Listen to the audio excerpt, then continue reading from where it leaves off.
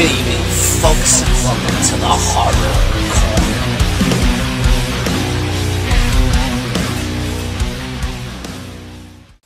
Good evening, folks, and welcome to the Horror Corner.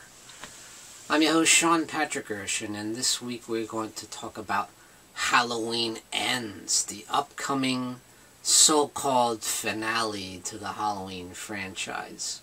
Or at least to the David Gordon Green trilogy that started with Halloween 2018 and then followed up by Halloween Kills. And as you know, of course, Halloween from 2018 only acknowledges the original film from 1978 as canon. Before that. So it ignored all the other sequels, 2 and 4 and 5 and all that stuff. But although it did have several homages to those films in the movies, which is kind of funny. But at any rate, let's talk about what we know so far about Halloween Ends. Now, we haven't gotten any kind of trailer. We haven't gotten much of anything yet. And the film is supposed to be coming out this October. So right now we're in April and we haven't really seen a whole heck of a lot. Just talk, you know, from some of the members of the crew like David Gordon Green and Nick Castle and Jamie Lee Curtis and stuff. So all we have is kind of speculations and things to tide us over, to think about before we get our first, teaser trailer at least. So I thought it'd be interesting to kind of discuss, what we know so far and maybe some of my thoughts, and you can give some of your thoughts in the comments below. So right now, we just recently heard from Nick Castle, of course, who played the original Michael Myers in Halloween from 1978. He did a cameo in Halloween 2018 as Michael Myers. And he filmed a little cameo for Halloween Kills, but that got deleted, of course. Not quite sure why, but he did say he's supposed to have a cameo in Halloween Ends as well. So he's been around the set. He kind of knows a little bit about what's going on. So what he had to say is, Halloween Ends, it will have a surprising storyline ending. Something we would never guess in terms of the way it will unroll. Which is interesting. And I'm not really sure whether that's a good thing or not. Like, do we want it to be a huge surprise? We've had some huge surprises in the past in this franchise, and it hasn't always worked out so well. Because when you think of something that's such a huge twist and a surprise, that you don't want it to keep the franchise going. At least I don't. I want it to be a definitive ending for the entire franchise. At least that's my opinion. I know a lot of people don't share that. They want Halloween to go on forever, I want it to end, and I think this is the time to throw a funeral for the Halloween franchise, if you will, to celebrate the legacy in a respectful way and just end it. Have the guts to end it for good, That's what I want, Because I just feel like it's gone on long enough. There's been enough movies, and there's so much legacy to the Halloween franchise, and there's plenty to watch from now to the end of time. You got 12 movies, gonna be 13 now, come on. How many Halloweens do you need?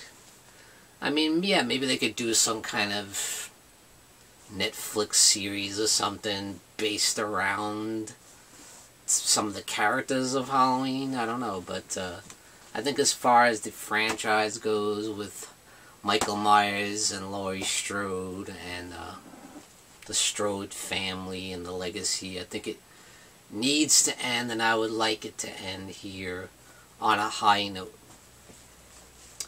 And let's look at what Jamie Lee Curtis said back in around October last year about Halloween Ends. She said, the film will make people very angry. It's going to stimulate people, and people will be agitated by it.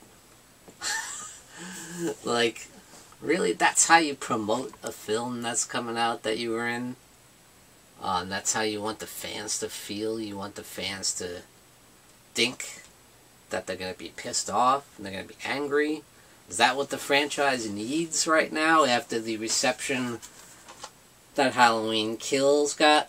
Let's look at what happened with Halloween Kills. I personally enjoy Halloween Kills quite a bit, but that opinion was not really shared by the majority of people.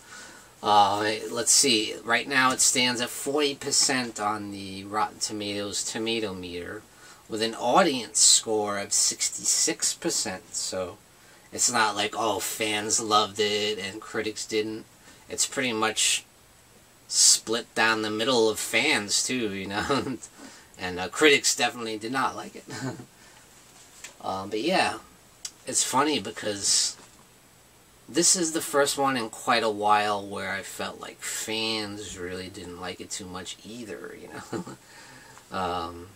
Normally the fans love the entries in the Halloween franchise, with the exception of a couple maybe, but yes, of course there's varying degrees of love, but it's mostly love when it comes to the fans of Halloween, seems like. Even Halloween Resurrection gets love from people, you know. But yeah, it's interesting that she chose those words, you know, to describe the film coming up, and I don't know what to think about that, you know. It's like I said before about it being a twist ending. You got David Gordon Green saying that as well. That's supposed to have a big twist ending. He also said, he mentioned it's going to be similar to like Christine in a way, the John Carpenter's Christine, which is interesting. Which kind of intrigues me, you know. I love Christine. I thought it was a good movie. John Carpenter with great score and everything. It was a good story. I think what he meant, it's kind of a coming-of-age story, which he mentioned. So that could be interesting. What kind of coming-age story for who? I'm guessing probably Andy Matichak's character would be the coming-of-age story. Unless they just throw in some random new characters. But I don't think they're going to do that because we have established characters from the first two films. I don't imagine they're going to introduce a whole bunch of new characters. Only the ones that are going to be killed off by Michael Myers. We had some new characters introduced in Halloween Kills, but they were just there to be killed by Michael. So it's interesting. Also, we know that, or at least I've heard that the pandemic is going to play a role in this movie, which is interesting. It'll be interesting to see what they do using that storyline, you know. You got art imitating life there, you know. Now they introduced the whole mob mentality aspect in Halloween Kills, which I thought was an interesting idea, but it was not handled very well, and I think most people agree on that aspect, you know, that it could have been handled a lot better, but it was a cool idea. I did enjoy that idea. It was something different that had not been done ever in the Halloween franchise. I mean, they might touch on a little bit in Halloween 4, but not a whole heck of a lot. But yeah, that would be interesting to see how the pandemic plays into things, you know. You already have the paranoia created by the pandemic, and then you have the paranoia, people terrified of Michael Myers. But that could be one reason why it's supposed to take place 4 years after Halloween Kills, which is interesting. I don't know why they decide to do that, but that could be one reason. If they're introducing the whole pandemic thing, that could be a way where people kind of forget about Michael Myers for a while, that they're so wrapped up in the pandemic and the effects of that, and it messing up people's lives, and you have to go wear a mask everywhere you go, you know. that could be a big distraction to Michael Myers, and that could be one reason why people might forget about him and he's off somewhere else, hiding out, you know, maybe another state, or who knows. God knows where he is for 4 years. I can't imagine he'd be in Haddonfield. Because everybody knows who he is, everybody knows what he looks like now. It would just be ridiculous if he was just hiding out somewhere in Haddonfield in the woods or something. I mean, come on. The secret's out, everybody knows Michael and know who he is, what he looks like, and, you know, eventually they would track him down, you know. And yeah, he killed a good deal of the town in Halloween Kills. But he cannot take on an entire town, you know. 'Cause that's what would happen if he stuck around, I'm sure. You get police coming in from other cities and other states, probably to take down the monster. So he'd have to, my guess is he'd have to go to another state or somewhere and live in a cave or something. I don't know. It's interesting to think about, you know. So we know that we are going to get some of the cast back. You know, we're going to get Will Patton back, and of course Jamie Lee Curtis, and Annie Madchak, of course, Alison Strode, and we're going to get back Kyle Richards as Lindsay Wallace. She is returning, so I am happy about that, because I did enjoy her character. I wish that we saw more of Lindsay throughout the franchise, because I really like Kyle Richards in that role, you know. So I am excited to see what she does going forward, if she plays a bigger part in the overall franchise. So I'd like to see her maybe team up with Annie Madchak and take on Michael, you know. And obviously Laurie. We know for sure that this is going to be Laurie's last hurrah, you know. And Jamie Lee Curtis has said it herself. She looked back at the legacy and her character and the history of the franchise. We know this is it for her. There's no way she's going to be in any further Halloween movies. This is it. So it's going to be very interesting to see how they end her character's run. Because she has such a storied history with the Halloween franchise. So I hope she goes out with some dignity and respect, unlike the way she went out in Resurrection, Halloween Resurrection. That was not very respectful and not a good way to end that character's run.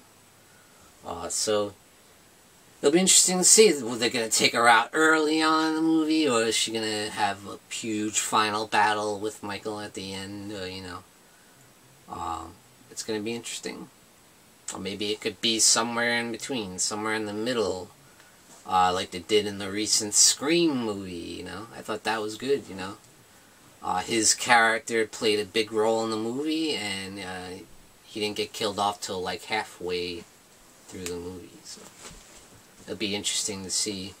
That's another way you could play it too, you know. You could give her a respectful send-off, but it doesn't have to take up the whole movie either, you know. So it's going to be really interesting to see, and I am definitely looking forward to it. I can't wait till we see the teaser trailer and the full trailer, of course. I can't wait till we start getting some more juicy gossip and news to talk about here on the Horror Corner. And I also want to have another big Halloween show on the Horror Hangout live stream, so stay tuned for that coming soon, you know. Definitely want to have a big Halloween Kills kind of, actually Halloween Ends kind of party in the stream, because I want to really get into it. Once we get the trailer and we get closer to the release of the film in October. So yeah, it's been a really interesting couple of years for the Halloween franchise. You know, first we waited because Halloween Kills have been delayed a full year because of the pandemic. And I think basically that's why Halloween Kills still fared well at the box office because we had to wait so long and the fans were chomping at the bit. I think if it had been released in 2020 the way it was supposed to, might not have fared so well due to the reception that it received when it came out, you know. I have a feeling it might not have did so well, and we might not even get Halloween Ends if that was the case. So I'm glad they kind of waited a year, and, you know, everyone got excited, and everyone went out to see it, so. But this time, I think they probably need to do a better job and make it more of a classical style Halloween as opposed to like a blood fest, you know, a gore fest. That's fine to have in one movie, but I think they need to do something a little different in the next one. You can't just have a slaughter, you know. There needs to be more to it than that, you know. I enjoyed that for what it was because we hadn't really seen that too much with this version of Michael, so I thought it was kind of cool and fun, and I liked a lot of things they did in Halloween Kills. You know, I love the 78 flashback scenes with the young Will Patton's character, and how we saw Michael get caught, you know, at the end, which we didn't see in the original Halloween, so it was nice to see that, how the police, like, captured him, you know. I loved seeing that. I loved seeing the old school Michael mask from 1978, and I think they did a lot of things right, and I love the whole scene where Michael comes out of the fire and and just wreaked havoc on everybody in the all the firefighters. They took out the whole fire department. It was brutal. It's a very, very brutal Halloween movie, and I didn't mind it so much, but I wouldn't want the whole trilogy to be like that. So I think it's fine for the middle one to be like that, and then move on to something maybe a little bit different in the next one. Because Halloween Kills was kind of a lot different from the first one, so I'd like to see a different direction on the third one as well. You have three pretty different entries, but still tied together in a lot of ways as well. So yeah, a lot to talk about, a lot to think about, but we got a lot more coming, of course, because we haven't even seen a trailer yet. So next time I see you guys, I'm going to talk about the trailer or the teaser trailer that comes out for Halloween Ends. And yeah, can't wait. Thank you for joining me, guys. Don't forget to put your thoughts in the comments below, and thank you for joining me, Sean Patrick Erschen, in the Horror Corner. Tune in and stay scared. Folks, don't forget to grab your Sean Patrick Erschen gear and represent the Horror Corner. Also, check out these awesome mugs we have, perfect for your coffee. And definitely check out the Horror Hangout live stream t-shirt and represent the legacy of the Horror Hangout. Check out the link in the description below this video.